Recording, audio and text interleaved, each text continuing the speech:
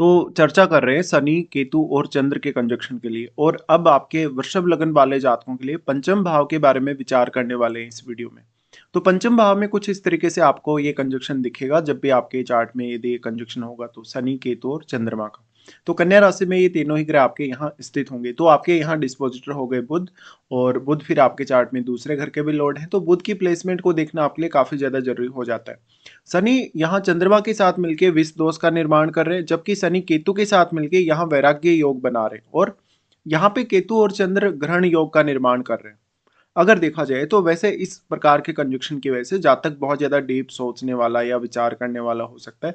जातक का जो अनुभव की उसकी क्षमता है या जो उसके इंट्यूशन की जो पावर है वो काफी ज्यादा हो सकती है।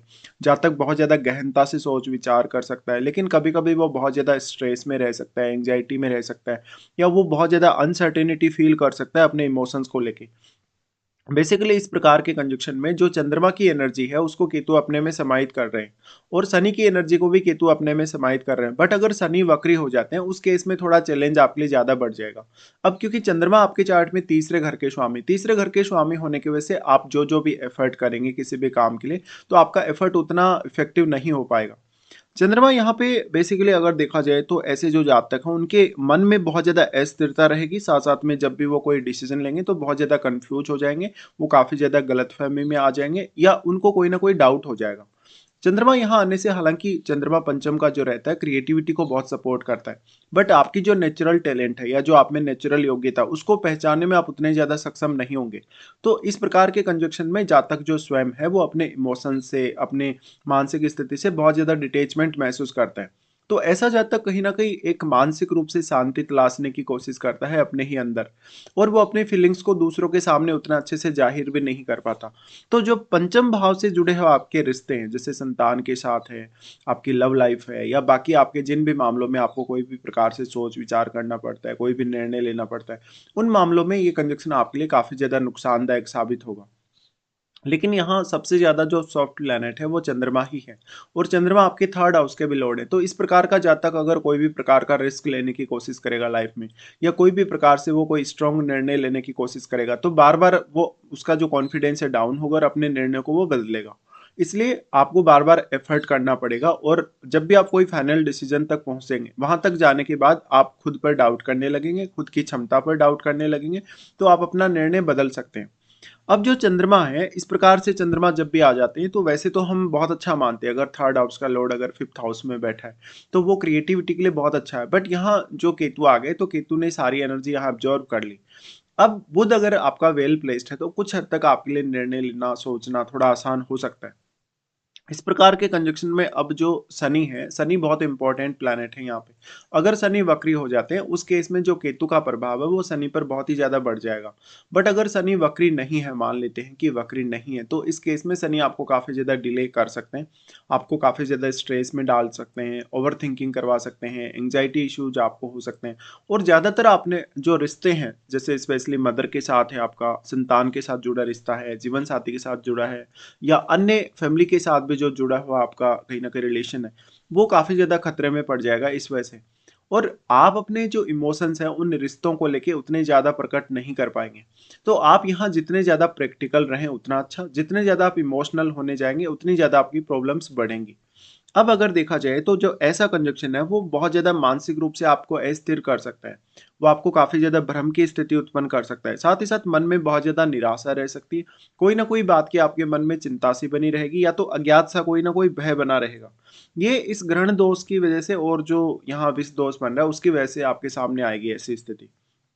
ऐसे में अगर देखा जाए तो अब शनि अगर वक्री हो जाते हैं, शनि का वक्री होना कुछ हद तक अगर आप फिर केतु से रिलेटेड फील्ड को अगर अपने कार्य क्षेत्र के लिए चुनते हैं तो ज्यादा अच्छा है। इस प्रकार का जातक कोई भी प्रकार से गहन रूप से शोध कर सकता है। वो जातक में जो बौद्धिक अनुसंधान करने की जो क्षमता है वो बहुत ज्यादा रहेगी, जातक में इंट्यूशन पावर बहुत अच्छी रहेगी, और वो अपनी खुद की जो फीलिंग्स है लेकिन वो दूसरों के सामने उतना अच्छे से प्रकट नहीं कर पाएगा। अब जो संतान को लेके जो दिक्कतें आती है, बेसिकली या तो आपका जैसे अबॉर्शन टाइप की जो दिक्कतें हैं, या संतान से बहुत ज़्यादा आपको डिटेचमेंट हो रही है, या संतान प्राप्ति में भी कभी कभी बाधाओं का सामना करना पड़ता है। बट संतान प्राप्ति में बाधा तब आने के ज़्यादा चांसेस होंगे जब शनि यहाँ पे वक्री ना हो और शनि डिग्री वाइज भी काफ़ी ज़्यादा बली हो। निश्चित तौर पे अब जो जातक होगा, अगर वो अपनी एजुकेशन को लेके बहुत ज़्यादा सीरियस है, अगर वो अपने विचारों को लेके बहुत ज़्यादा स्ट्रिक्ट है, तभी वो कुछ पा सकता है।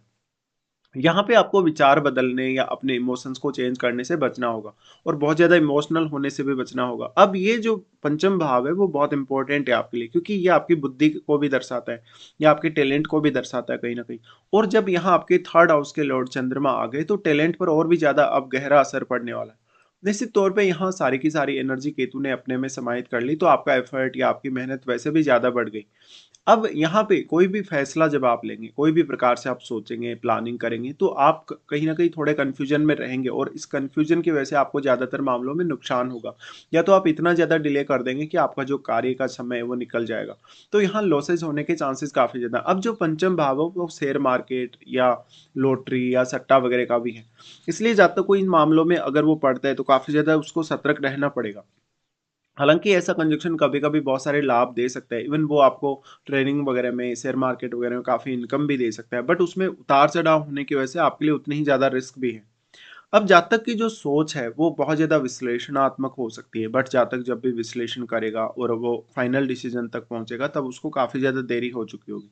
ऐसा जातक कोई भी प्रकार से अकल्ट में काफ़ी रुचि रख सकता है। ऐसा जो जातक होगा गूढ़ विषयों को जानने, उनके जो प्रभाव हैं उनको जानने या कहीं ना कहीं विश्लेषण करने में काफ़ी ज़्यादा सक्षम होगा। और टेक्नोलॉजी के तौर पे भी ऐसा जातक काफ़ी ज़्यादा सक्षम हो सकता है अगर शनि वक्री नहीं है तो। ऐसा जातक जैसे एआई से रिलेटेड जो फील्ड है, जैसे जो भी कोडिंग वगैरह से रिलेटेड फील्ड है, उसमें भी काफ़ी अच्छा काम कर सकता है। यहाँ पे अब आपको जो ज़्यादातर दिक्कतें होंगी वो ओवरथिंकिंग करने से होंगी। या तो जीवन में आपको भावनात्मक रूप से बहुत ज़्यादा अकेलापन फ़ील होगा, या तो आपको ऐसा लगेगा कि आपको कोई ना कोई चाहिए अपना टाइम काटने के लिए, या आप अपनी फीलिंग्स किसके सामने ज़ाहिर कर पाएँ, कोई आपको ऐसा पर्सन मिले अपनी लाइफ़ में। लेकिन आपका जो डिटैचमेंट है वो भी सामने वाले पर्सन से बहुत ही जल्दी हो जाएगा। इस प्रकार से संतान के साथ भी यहाँ पर काफ़ी ज़्यादा मतभेद देखने को मिल सकते हैं। अब वैसे अगर देखा जाए तो शनि आपके लिए एक अच्छा ग्रह माना जा सकता है वृषभ लगन वाले जातकों के लिए। बट यहाँ पे आपके लिए चैलेंज तब ज़्यादा बढ़ जाएगा जब शनि वक्री हो जाएँगे। शनि वक्री होने के केस में निश्चित तौर पे आपके लिए जो करियर है उसको लेके भी काफ़ी ज़्यादा चैलेंजिंग स्थिति बन जाएगी। शनि आपके चार्ट में भाग्य स्थान के स्वामी होने की वजह से अब आपको खुद के एफर्ट से या खुद की मदद से ही भाग्य का निर्माण करना होगा। आप भाग्य से कोई ज़्यादा एक्सपेक्टेशन नहीं रख सकते। और 10th हाउस के लॉर्ड शनि होने की वजह से करियर में अब आपका बहुत बड़ा रोल रहने वाला है। तो हो सकता है आपका करियर या तो बहुत ही ज़्यादा लेट सेटल हो, या तो आपका करियर अगर थोड़ा बहुत सेटल हो भी गया है, तो वो आपका सैटिस्फैक्टरी लेवल तक का नहीं होगा।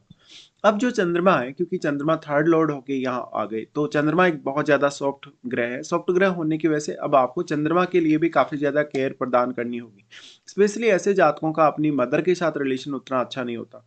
मदर के साथ अंडरस्टैंडिंग या तो अच्छी नहीं रहेगी, या तो अंडरस्टैंडिंग अगर अच्छी हुई, तो कहीं न कहीं उनसे आपको बहुत ज़्यादा एक्सपेक्टेशंस भी रहेंगी। ऐसे जातकों की मदर कभी-कभी बहुत ज़्यादा आध्यात्मिक हो सकती है, या कभी-कभी वो विचार क्षमता या सोचने-समझने को लेके बहुत ज़्यादा स्ट्रिक्ट हो सकती हैं, या फैसले लेने को लेकर बहुत ज़्यादा स्ट्रिक्ट हो सकती हैं। तो एक प्रकार से यहाँ कुछ हद तक शनि आपको यहाँ अनुशासन में लाने का प्रयास करेगा अगर शनि वक्री नहीं है तो। अब जो चंद्रमा है और जो शनि है जब भी एक साथ आ जाते हैं तो आपको ऐसा लगता है कि आपके सोचने या विचार करने पर एकदम जैसे ब्रेक सा लग गया है और आप आगे नहीं बढ़ पा रहे, कोई भी आप इनोवेटिव आइडियाज अपने लिए क्रिएट नहीं कर पा रहे। अगर हम शनि की दृष्टियों के हिसाब से विचार करेंगे तो सबसे पहले इनका दृष्टि आपके सप्तम भाव पे आएगा। अब ये इनका तीसरा दृष्टि है, तो अगर मान लो मंगल बहुत मजबूत नहीं है या यहाँ पे कोई ऐसा प्लैनेट नहीं बैठा जो आपको सपोर्ट कर सके, तो ऐसे जातकों के अपने बिजनेस वगैरह में भी काफ़ी ज़्यादा उतार चढ़ाव रहेंगे। अगर किसी के साथ पार्टनरशिप किया तो काफ़ी ज़्यादा कॉन्फ्लिक्ट वगैरह होने की संभावना होगी। शनि वैसे आपको यहाँ काफ़ी ज़्यादा स्ट्रिक्ट बनाते हैं, तो जीवन साथी के साथ जो आपका रिश्ता है वो प्रैक्टिकल ज़्यादा होना चाहिए इमोशनल की तुलना में। फिर सप्तम घर में बैठा प्लैनेट भी यहाँ शनि से प्रभावित होगा, तो उस प्लैनेट विशेष को लेकर भी आप काफ़ी ज़्यादा सतर्क रहेंगे और थोड़ा अनुशासन में आएँगे। यहाँ से फिर इनका प्रभाव आ जाता है आपके यहाँ जो 11वाँ घर है। वैसे 11वें घर में राहु भी स्थित होंगे और राहु का प्रभाव भी वैसे तो केतु पर होगा, बट राहु और केतु के बीच में क्योंकि 180 डिग्री का एंगल है, तो यहाँ राहु उतना अधिक प्रभाव नहीं डाल सकता जितना राहु के साथ बैठा ग्रह यहाँ डाल सकता है। तो अब राहु के साथ बैठे हुए ग्रह की इंपॉर्टेंस आपके लिए बहुत ज़्यादा होगी। अब राहु के साथ बैठा ग्रह किस प्रकार का ग्रह है, किस प्रकार का उसका कारकत्व है और आपके चार्ट में वो कौन-कौन से भावों को रिप्रेजेंट कर रहा है। मेनली जो राहु के साथ बैठा ग्रह है वो यहाँ पर शनि, केतु और चंद्र तीनों को ही ही प्रभावित करने में बहुत ज़्यादा सक्षम है। तो अब आपको बस सिर्फ उसी ग्रह से उम्मीद करनी चाहिए कुछ ना कुछ। अब जो यहाँ राहु आ गए, राहु आपकी एक तरफ एक्सपेक्टेशन को काफ़ी तेज़ी से बढ़ाने का काम कर रहे हैं। तो आपको जो भी कहीं न कहीं धन से संबंधित स्थितियाँ हैं, आप शेयर मार्केट वगैरह में डील करते हैं, लॉटरी है, सट्टा है, बाकी कुछ अन्य मामलों में जहाँ पर भी आपके लिए बहुत ज़्यादा रिस्क है। ऐसे मामलों से आपको थोड़ा सतर्क रहना होगा। आपके जो भी सोशल सर्किल होगा या जो भी आपका नेटवर्क होगा, उसमें काफ़ी लोग ऐसे होंगे जो आपको धोखा दे सकते हैं या आपको चीट कर सकते हैं किसी भी तरीके से। उसके बाद शनि का दृष्टि आ जाता है यहाँ आपके वाणी स्थान पे। देखिए वाणी स्थान पे शनि का दृष्टि आएगा तो वाणी थोड़ी कठोर अवश्य होगी। वाणी थोड़ी स्ट्रिक्ट होने के साथ-साथ आप बहुत ज़्यादा स्पष्टवादी हो सकते हैं। तो आपकी जो बात है हर किसी को कहीं न कहीं बुरी लग सकती है। अब जो यहाँ प्लैनेट बैठा है, वो प्लैनेट को लेके आप बहुत ज़्यादा अनुशासित हो सकते हैं। इस प्रकार का शनि आपको धन-दौलत के मामले में बहुत ज़्यादा स्टेबल करेगा, परिवार की ज़िम्मेदारियों से अवगत करवाएगा। अगर वक्री है तो भी कहीं न कहीं ऐसा होगा। बट इस प्रकार का शनि जब वक्री होके ऐसी दृष्टि डाल रहा है, तो वो फालतू का डिले नहीं करेगा, साथ-साथ में जो आपकी वेल्थ एक्युमुलेशन है, उसकी तरफ भी आप बढ़ सकेंगे। तो यहाँ पे काफ़ी सारी ऐसी कंडीशंस हैं जिनके बारे में आपको विचार करना होगा। अब आपको देखना होगा कि कौन-कौन से ऐसे प्लैनेट हैं यहाँ पे जिनका प्रभाव आपके पंचम भाव पे, क्योंकि कुछ हद तक वो प्लैनेट अब आपकी मेहनत जो आप कर रहे हैं उसमें हेल्प कर सकते हैं, या जो आप विचार कर रहे हैं, सोच रहे हैं या डिसीजन ले रहे हैं उनमें आपको हेल्प कर सकते हैं। निश्चित तौर पे अब हालांकि वैसे तो जिन भी ग्रहों का प्रभाव यहाँ पे है उनका सारा का सारा एनर्जी केतु के पास चला जाएगा, बट कुछ ग्रह ऐसे हो सकते हैं जो काफी ज्यादा फायरी हैं, तो उनका प्रभाव यहाँ आपके लिए काफी अच्छा नजर आ सकता है। बाकी फिर कौन कौन से ऐसे बृहस्पति जैसे ग्रह हैं जिनका यहाँ एस्पेक्ट वगैरह है, तो वही ग्रह आपको ज्यादातर मदद कर सकते हैं। बट कैरियर वाइज अगर आप यहाँ केतु पर फोकस करेंगे तो आप ज़्यादा बेटर कर पाएंगे अपने कैरियर में भी, और अपनी क्षमताओं को लेके भी जो आपके डाउट रहेंगे वो दूर हो पाएंगे। तो इस प्रकार से ऐसा कंजक्शन आपको धन दौलत पे काफ़ी ज़्यादा दिला सकता है, लेकिन एक समय बाद वो आपको रिश्तों से या धन दौलत से काफ़ी ज़्यादा डिटेच भी कर सकता है। इसलिए इस प्रकार के कंजक्शन में आपको काफ़ी ज़्यादा सतर्कता रखनी होगी।